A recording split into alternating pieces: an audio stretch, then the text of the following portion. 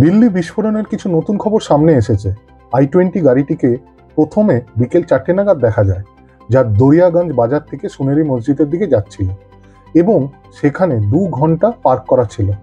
সন্ধ্যে 6টা থেকে 6টা 15 নাগাদ গাড়িটি চলতে শুরু করে ধীরে ধীরে এবং সুভাষ মার্কেট দিকে পৌঁছায়।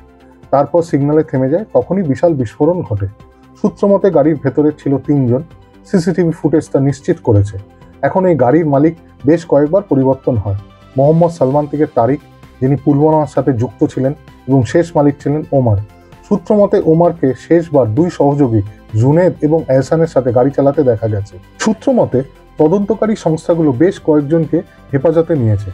এই গ্রেপ্তারগুলো 4টি ভিন্ন শহরে হয়েছে: শ্রীনগর, আহমেদাবাদ, ফরিদাবাদ এবং লখনৌ। ডক্টর আদিলকে গ্রেপ্তার করা হয়েছিল কারণ তিনি সন্ত্রাসী সংগঠন জয়শে মোহাম্মদের পোস্টার লাগাচ্ছিলেন। আহমেদাবাদ থেকে ডক্টর মঈনুদ্দিন, আজাদ শেখ এবং মোহাম্মদ সোহেলকে গ্রেপ্তার করা হয়েছিল। সূত্রগুলি আরও নিশ্চিত করেছে যে অস্ত্রের পাশাপাশি তাদের কাছে ক্যাস্টার বীজ এবং ক্যাস্টার তেল ছিল, যা থেকে রাইসিন বীজ তৈরি করা হয়, যা গণহত্যার জন্য একটি মারাত্মক জৈব রাসায়নিক অস্ত্র। ডক্টর মুজাম্মিল শাকিল, যাকে ফরিদাবাদে তার ভাড়া করা ঘর থেকে 360 কেজি বিস্ফোরক উদ্ধারের পর গ্রেফতার করা হয়েছিল। এই বিস্ফোরকগুলিতে অ্যামোনিয়াম নাইট্রেট ছিল বলে মনে করা হচ্ছে, যা বিস্ফোরক তৈরির জন্য অত্যন্ত বিপজ্জনক উপাদান।